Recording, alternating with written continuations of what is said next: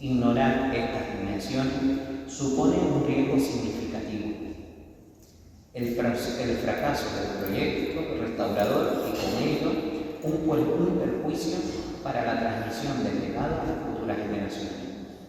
No debemos olvidar que no somos propietarios de estos bienes, sino meros custodios o usufructuarios, y nuestra responsabilidad es entregarlos a quienes nos sucedan en las mejores condiciones posibles y sobre todo sin descontextualizar. Como bien dice el aforismo, un texto sin contexto no es sino un pretexto.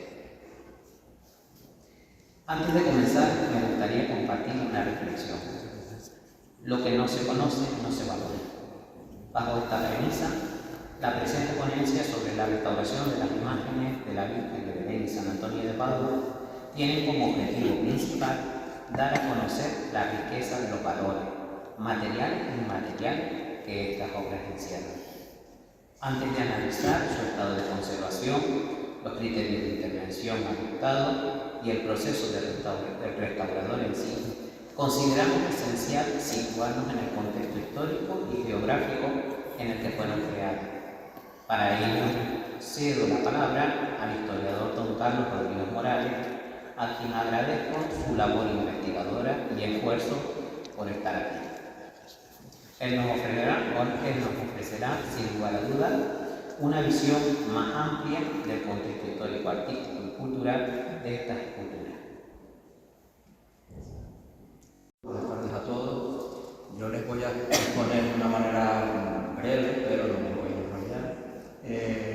Aquí lo hemos titulado Antecedentes históricos, un poco para situarnos sobre todo, o básicamente, sobre la imagen de San Antonio de Padua, porque la realidad es que la investigación documental sobre la otra imagen, la de la Virgen que compone el grupo de la Sagrada Familia, no ha dado resultados, no los hemos encontrado prácticamente nada, ¿no? Sin embargo, sobre la de San Antonio sí.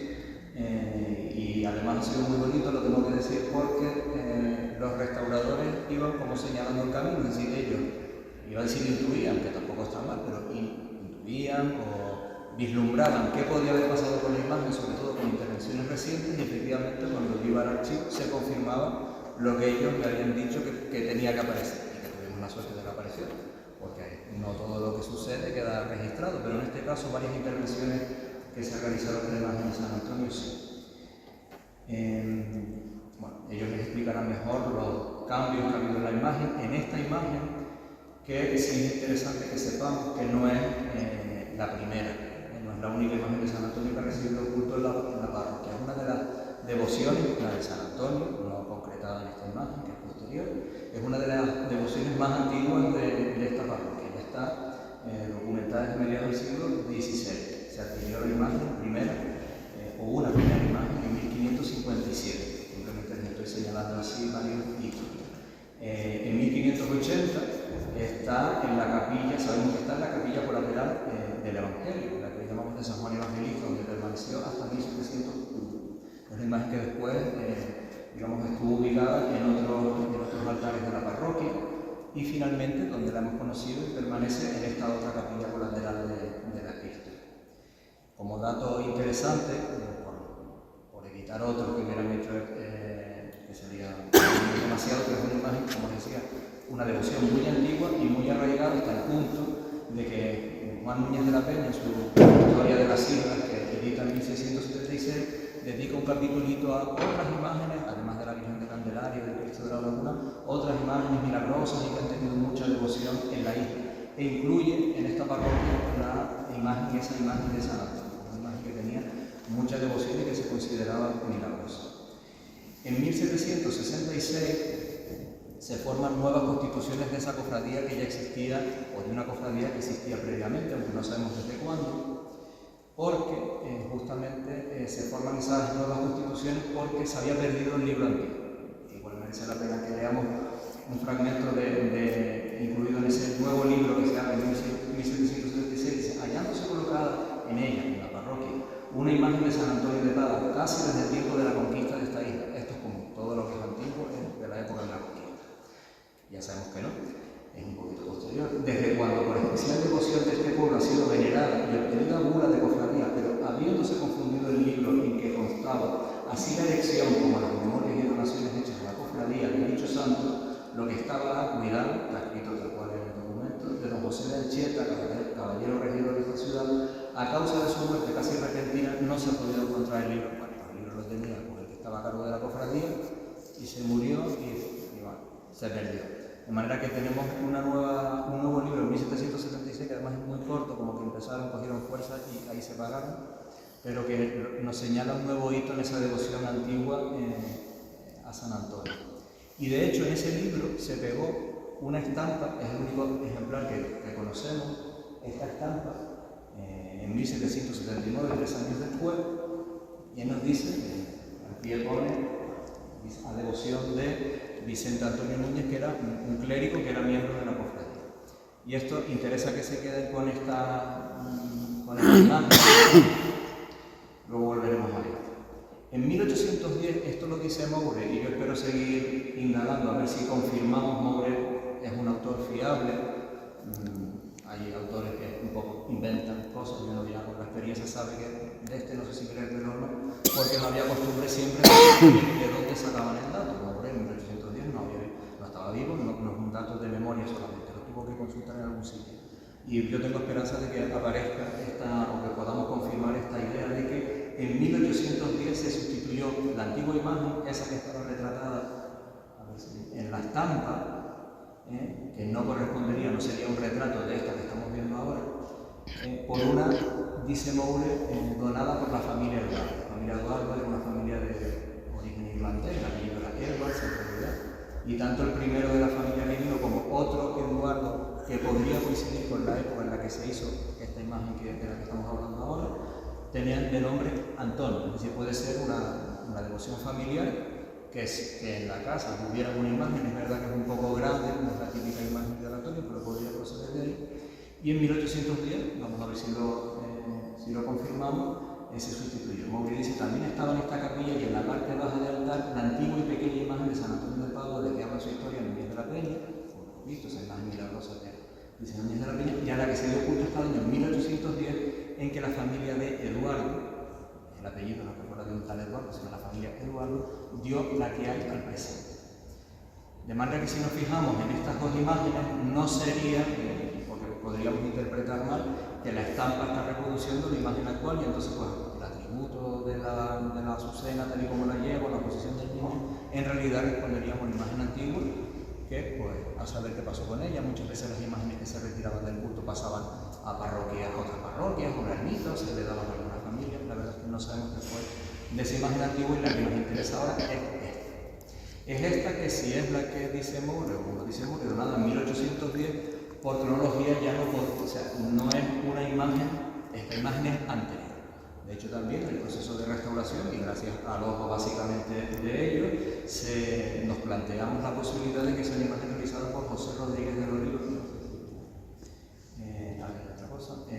que es un escultor y pintor de La Laguna. Nació en 1695 y murió en 1775. Que en 1810 no pudo hacer esta imagen. Ya existía, además esa idea de que procede de un ámbito familiar hace que sea factible esta hipótesis.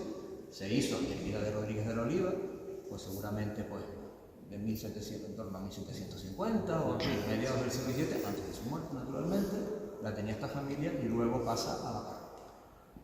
Esa sería como una primera fase de la historia de la devoción a San Antonio, de esta imagen, una historia que se nos escapa porque no estaba en la parroquia llega en 1810, o llegaría en 1810 según Moure, y nosotros pensamos que es factible, pero después viene, esto aquí hay un error porque no es 1810, es 1896. En 1896 hay una reactivación de la devoción a San Antonio, a través de una, digamos, faceta caritativa que es la devoción del pan de los pobres.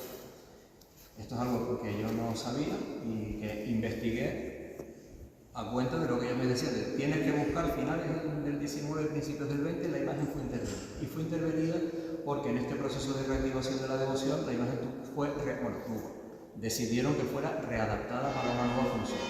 En 1896, como digo, empieza esta devoción, de la que les hablaré someramente luego, básicamente la especie de Cáritas de la época, la verdad. Y en 1897 el párroco, que es una persona fundamental de este segundo momento de la imagen, Santiago Beiro, pues solicita al obispo, no me voy a enrollar, que se ha reactivado la devoción y quieren sacarlo en procesión por las plazas del contorno de la parroquia. El mismo día el obispo concede la licencia para que salga la procesión. E inmediatamente, y si nos ponemos en la situación de vamos a reactivar una devoción, tenemos que adaptar, bueno, pues inmediatamente en 1897 le encargan al escultor Aurelio Carmona la composición del Niño Jesús. Y pues, simplemente les he copiado los recibos, y varios que hemos encontrado en esta investigación. Recibí del mayordomo de San Antonio de la parroquia de la Concepción de la Laguna la cantidad de 40 pesetas de importe de la composición del Niño Jesús. La tenemos documentada. Una intervención del Niño Jesús. Estas son las cosas que ellos me decían, tiene que haber, y aparecía.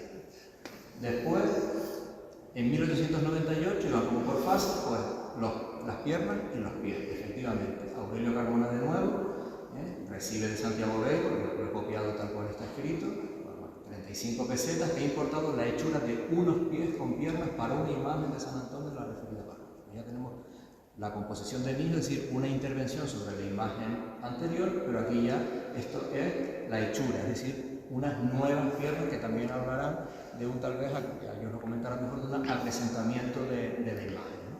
Un poco que sería un poco más grande. Bueno, acrecentamiento y también sustitución del sistema que tendría antes, las dos cosas probablemente. En 1903, ellos me habían dicho incluso, tiene que ser Perdigón, apareció Perdigón, Nicolás Perdigón, da el recibo por haber, dice él, restauración y colocación de ojos de cristal con pestañas del Niño Jesús perteneciente al San Antonio del Padre. Tenemos eso y ya él explicará luego esta observación que hacia el final no se hizo en base por no recibir orden para él. Después, las manos, es decir, cuando hablamos de que es una imagen atribuida a Rodríguez del Oliva, realmente estamos hablando del niño y la cabeza y las manos, del San Antonio, porque las manos fueron restauradas, no rehechas, o sea, no fueron aportadas por Perdigón, pero las restauraron. De manera que esto es muy común, que una imagen en realidad materialmente es muchas cosas, ¿no? Perdigón en 1914 pues, da su recibo por la restauración de las manos. En 1926, bueno, creo que casi conviene mejor que nos adelantemos un poco, porque esta fotografía de 1900, no, esta es la anterior. Sí. Esta es una imagen esta es una fotografía de la imagen, digamos, o de las dos imágenes que tenemos todavía a la vista. Pero hay una foto posterior de 1931 en la que ustedes se fijan fijarán que hemos acercado un poquito la lámina, que se ve un niño más grande. ¿Qué pasó aquí? Pues lo que pasó aquí también los documentos nos lo explican. En 1926, el nuevo párroco de la iglesia, que se llamaba Jesús Amaro Díaz, pagó un niño Jesús de 50 centímetros, pagó 76 pesetas y 60 céntimos. Es decir, en 1926 probablemente pensaron que el niño antiguo pues, le resultaba viejo, pequeñito, lo que fuera. Lo sustituyeron, de hecho, por lo menos en 1931, cuando se realiza esta fotografía, es el niño que tiene puesto la imagen, pero esto luego no sabemos exactamente cuándo, pero ustedes lo verán también es como un poco desproporcionado. Bueno, decidieron seguramente volver a la imagen antigua del niño, que es luego mucho más afín a la otra forma. Hicieron lo correcto, pero tenemos documentado que durante un tiempo cambió de niño, que fue adquirido en Zaragoza, aunque es un niño de los talleres de Olot, debe ser, y es el niño que se sigue conservando en la parroquia para la anécdota. De manera que de rebote hemos documentado este niño de eso. Y bueno, aquí vemos el niño, esta época transitoria en la que tuvo un nuevo niño y el niño antiguo del que ellos les hablarán. Y tenemos un nuevo cambio que ellos también lo habían anunciado. En 1926, aunque aquí es una intervención como más, lo que da el documento es menor, porque no nos habla de quién lo hizo, pero sí de que adquirieron además. Esto es en la esquina donde está el veterinario, en la esquina de la Emperador y San Antonio II. Pues compraron guata y un tejido para el tronco de la imagen, adaptarlo a otra intervención que ellos les explicarán mejor. Las cuentas, ya que ya no me voy a detener mucho más, pero informan sobre otras adaptaciones o mejoras del patrimonio de San Antonio, el dorado del sol y las potencias, la cuerda de plata, varios retratos fotográficos, incluso con los nombres de los fotógrafos que vinieron a retratar la imagen para hacer estampa. Y después incluso la cofradía colaboró en la adquisición de piezas, del antiguo retablo de San Pedro de la catedral, coincide con el momento en el que la catedral, la antigua iglesia de los Remedios, se ha derribado y se está construyendo la nueva, porque con piezas de ese retablo se hizo este nuevo retablo y el retablo de la otra capilla colateral. Esto también estaba documentado, pero no que la cofradía de San Antonio, o el pan de los pobres, porque en ese momento no era exactamente la cofradía, era el dinero que se sacaba pues, de una alcancía que se ponía aquí, había una ceremonia de besapié del niño. Pues en las cuentas hablan de más cosas, pues de las fiestas, bonito, un tema que da. Las voladores, la música, la Orfeo La Paz, la banda La Fe, tenemos los recibos de cada año, todo lo que gastamos, los predicadores, lo que le dábamos a los que hablaban en el trono. Están las cuentas muy detalladas, pero esto es irse, pero quería que supieran también que eso está. Y la verdad ha sido muy satisfactorio como ir documentando lo que buscar algo y que apareciera, pero para mí lo más bonito de esta investigación apresurada que he hecho es que ver esa faceta asistencial y que yo ya no voy a ver a San Antonio, cuando lo vea me acordaré de esto, ¿no? Igual que me acuerdo de mis abuelos que se sentaban siempre cuando venían a misa a San Antonio, yo tengo vinculado a San Antonio a mis abuelos. Pues ahora me acordaré de tanta gente pobre, necesitada, porque es muy bonito, no sé si la palabra es la más correcta, pero nombres y apellidos, dirección de todas las personas que fueron ayudadas con estas limosnas que se le daban a San Antonio y de San Antonio pasaban a las casas de personas, ¿no? Yo me hubiera entretenido aquí muchísimo, pero el traje así, espigado, un traje a unos pobres viajeros, podemos componer las situaciones, ¿no? A una familia que ha hecho suscripción para marchar a Cuba, para medicinas de una pobre, a Matilde Gutiérrez para alimentar a un hijo enfermo. Y como esto hay cientos de asientos de personas con su nombre, con fulanita la tuerta, tantas pesetas, o sea, todo lo que se dio para personas necesitadas de este entorno y no solo, de gente de Santa Cruz, de Guamás, o sea, ese pan de los pobres, esas limosnas que se recogían aquí en torno a San Antonio, llegaron a muchos sitios. Y con ese dinero se pagaron estas cosas también. Y más, esto no lo puse, pero se pagó y me hizo ilusión, porque hasta con dinero de San Antonio se adaptó, que no sé si era, supongo que el archivo donde yo lo conocía era como por la torre. Me imagino que una reforma que está documentada en estos primeros años del 20 sería ya esas dependencias y el archivo de la parroquia se pagó con dinero de San Antonio. Después resulta que yo en el archivo diocesano ni me he atrevido a pedir permiso para hacer una foto porque no lo permito, y entonces lo que les traigo es todo copiado, pero San Antonio pagó el archivo. Y nada más, esto, yo espero ahora retomar la investigación para poder confirmar estas otras sospechas que todavía quedan pendientes, sobre todo lo de la llegada de la imagen en 1810, pero pues nada, se suma todo esto a la restauración histórica se suma también a la restauración material. Y ya les dejo la palabra. Otra vez, pues, valorar el esfuerzo en la investigación que realiza en este grupo.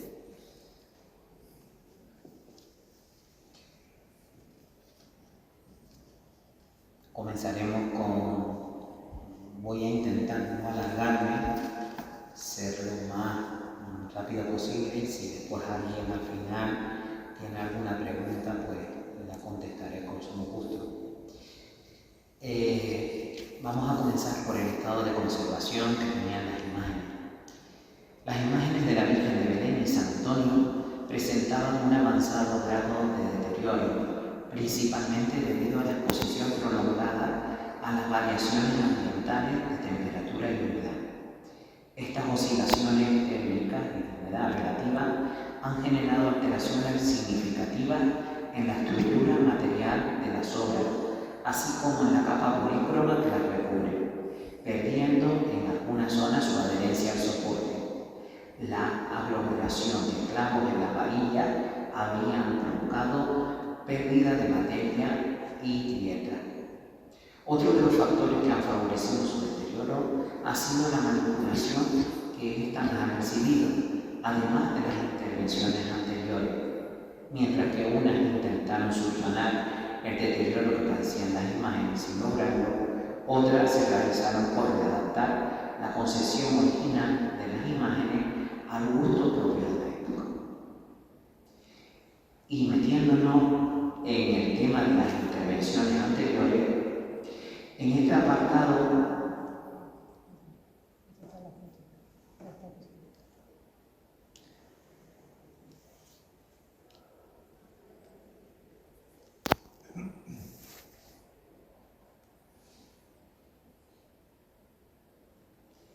como les decía, pasando a lo que eran las intervenciones anteriores, ya Carlos dio buena nota de los recibos.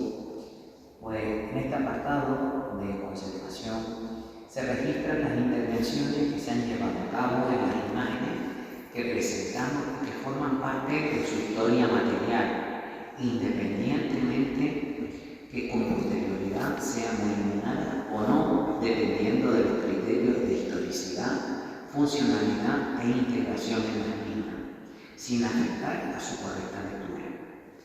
Así pues, la Virgen de Belén presenta una intervención anterior que temporalmente se sitúa en enero de 1954 y que consistió en la adición de nuevos brazos, un candelero dividido y un repintado que se extiende sobre la superficie de las manos.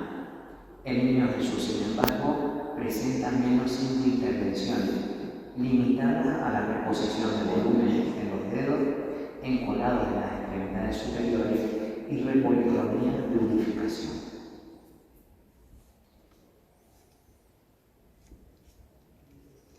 La imagen de San Antonio, con respecto a la imagen de la Virgen, presenta un número más alto de intervenciones.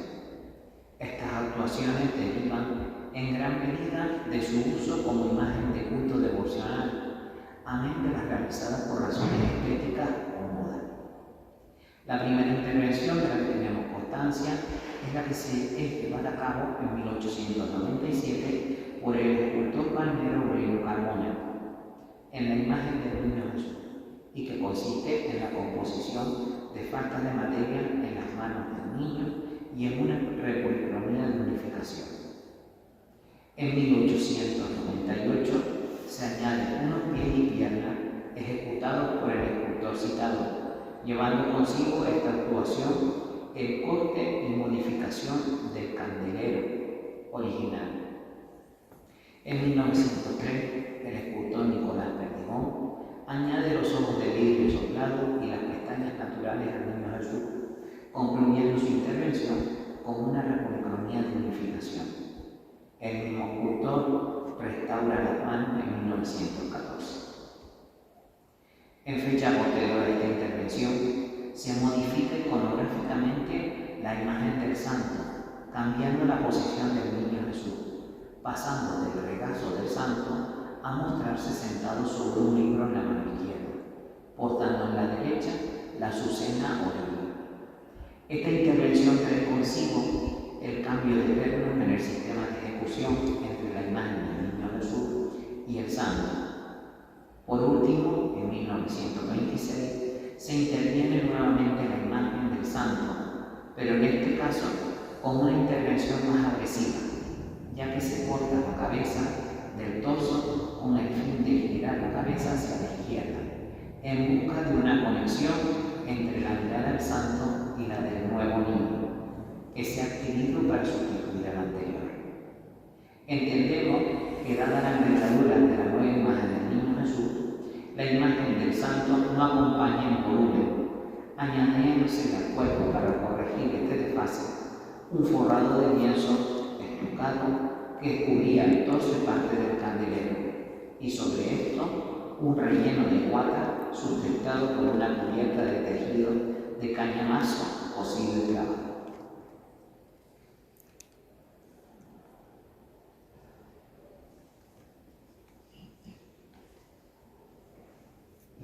Entre los criterios de restauración establecidos, pues el objetivo de la intervención en la escultura de la Virgen de Belén y de San Antonio de Padua es la de conservar de manera coherente su valor artístico, histórico, simbólico y religioso, respetando los principios fundamentales de la restauración: reversibilidad, estabilidad y durabilidad. La intervención se centrará en detener el proceso de deterioro y restablecer la correcta interpretación de las esculturas, evitando alteraciones que comprometan su originalidad. Los criterios aplicados serán los siguientes: realizar la mínima intervención necesaria para garantizar la conservación a largo plazo de la escultura, restablecer una lectura equilibrada y fiel de la pieza, respetando su iconografía y características originales, y asegurar que el proceso de restauración siga los principios de reversibilidad, estabilidad y durabilidad. En función a esto, se hace una propuesta de intervención en la que consiste en un estudio histórico-artístico del formato de la obra, un estudio fotográfico, un estudio estratigráfico, fijación de la capa policroma, eliminación de todos los elementos metálicos que no cumplan con su función o estén causando daño, despiece de las obras, encolado de refuerzo mecánico, reintegración volumétrica, en este caso la realización de los candeleros en ambas imágenes y la reintegración volumétrica de las falanges de los dedos perdidos, limpieza química encaminada a la eliminación de la misa oxidada del repinte, estucado y desestucado de las lagunas, reintegración cromática del color con técnica discernible y protección final, aportando uniformidad y saturación a la policromía. Dentro de lo que es ya el propio tratamiento de conservación, se llevó a cabo el despiece de las imágenes de la Virgen de Belén y de San Antonio, y se debe contemplar que esta fase del proceso no siempre es aplicable a todos los casos de restauración, dado el riesgo que se conlleva. Su justificación viene dada por el estado de inestabilidad estructural que padecen ambas esculturas: piezas sueltas, desencolado, falta de resistencia mecánica entre las diversas piezas que configuran las esculturas, etc. Y las consecuencias derivadas de las intervenciones anteriores.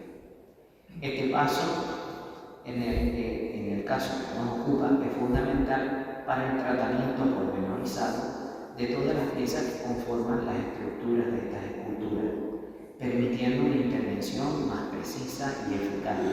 Simultáneamente se eliminaron todos aquellos elementos ajenos a las obras que no se integraban en las mismas o que estaban causando daño. Se inicia el proceso propiamente de restauración con la limpieza. La limpieza en el proceso de restauración de estas imágenes es crucial. El objetivo principal de este proceso es la eliminación de la suciedad superficial, los barnices oxidados y los relieve. La limpieza se llevó a cabo de manera selectiva, teniendo en cuenta que cada parte de la obra no presenta el mismo tipo de acabado. En este caso, ambas esculturas presentan carnaciones a pulimento y por tanto la limpieza de esta superficie ha sido muy medida, evitando eliminar la apariencia textural de la técnica policroma original. Los disolventes que se han elegido en función del material a retirar, su capacidad de penetración y su efectividad como disolvente. Según lo requería cada caso, se aplicaron en forma líquida o gelificada.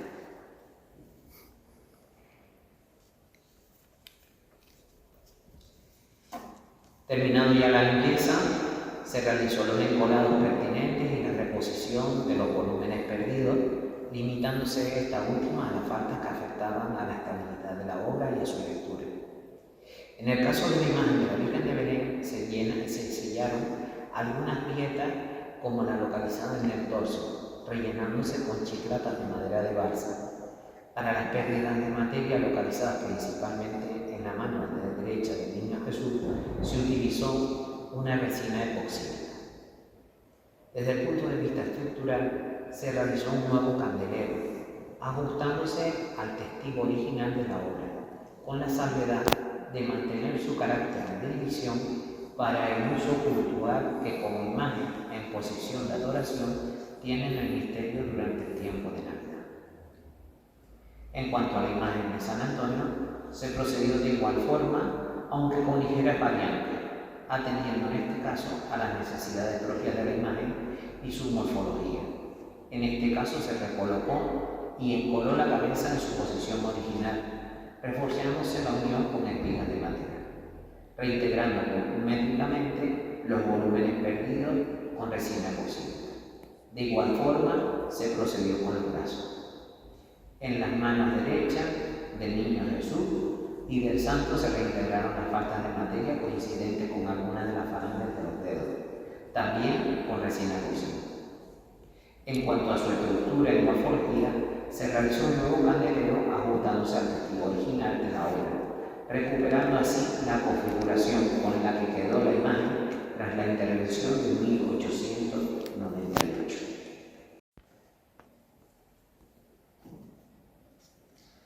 Antes de reintegrar dramáticamente, tanto la imagen en la imagen de la Virgen de Belén como en San Antonio, se estucaron las lagunas con el fin de nivelar para la capa pictórica o polícroma y se empleó un estuco a la manera tradicional, formulado a base de sulfato cálcico y cola orgánica, garantizando así la compatibilidad con los materiales originales. Todo el proceso estuvo orientado a preservar esta zona de futuros daños y alteraciones, a la par de restituir su correcta lectura estética y visual. En cuanto a la integración del color, esta se realizó de la misma forma y manera en las dos imágenes. Una vez finalizado el proceso de estucado, se procedió a la integración óptica del color, empleando acuarelas y pigmentos disueltos en barniz. Estas técnicas fueron seleccionadas por ser diferenciables y tanto discernibles del original. Como protección final, en las zonas policromadas de la escultura se optó por la aplicación de una resina acrílica que proporciona uniformidad y saturación a la policromía, al mismo tiempo que preserva al original frente a los agentes externos de degradación. En las zonas de madera vista, como los candeleros de ambas esculturas, se les aplicó cera microcristalina. Estos últimos, junto con el torso de ambas esculturas, fueron protegidos con corpiños abullonados y fundas de lino. Ahora pasaremos a ver un antes y un después del proceso de conservación y restauración.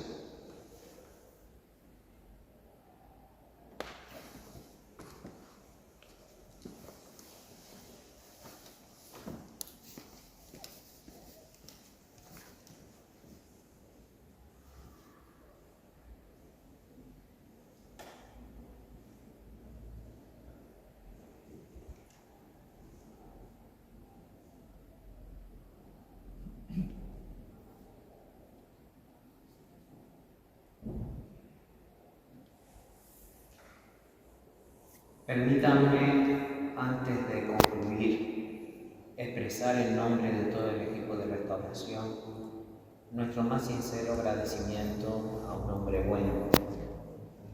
Aunque las circunstancias administrativas no siempre comprenden los ritmos humanos ni los tiempos del corazón, hemos querido que esta presentación sea un reconocimiento, aunque sea de manera póstuma, a don Antonio Díaz Herrero, sacristán de esta parroquia, promotor y mecenas de la restauración de estas obras. Don Antonio fue un hombre profundamente fiel a sus creencias y dotado de una sensibilidad excepcional hacia el patrimonio. Comprendió con admirable claridad que aquello que había recibido como herencia debía ser preservado con responsabilidad, no como una posesión personal, sino como un legado destinado a las generaciones futuras. Su impulso fue determinante para que este proyecto viera el alba. Asimismo, extendemos nuestro más profundo agradecimiento a la familia Díaz Parrilla por la confianza depositada en este equipo, por su generosidad y por la paciencia demostrada a lo largo de todo este proceso. Su apoyo ha sido fundamental para esta labor tan delicada como significativa. Pudiera llevarse a cabo con el respeto, el rigor y la dedicación que estas imágenes merecen. Sin más, en nombre del equipo de restauración, gracias por su asistencia.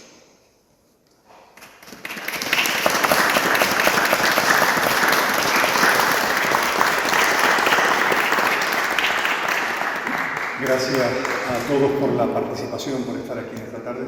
De una manera especial a este grupo interdisciplinar, Historia, Restauración, Carlos Morales en su estudio histórico de las dos imágenes y, por supuesto, a Pablo y a Leticia por esta obra de restauración tan llena de calidad.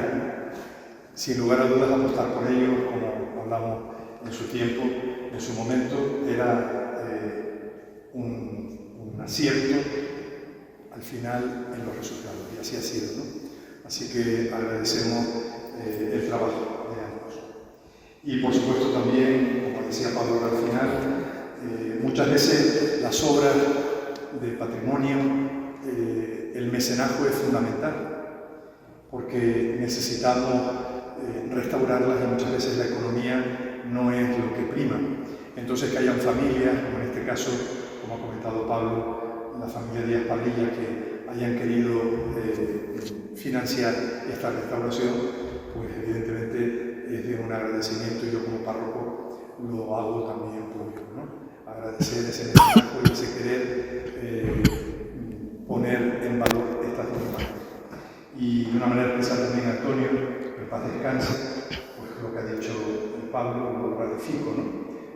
Su delicadeza y su devoción en concreto por estas imágenes, pues evidentemente está más que clara, y estoy seguro que desde la experiencia de la eternidad pues hoy estará también agradecido y estará contento con esta obra que ahora ya pues la podemos contemplar. Así que gracias a todos y gracias a todos por estar aquí. Buenas tardes.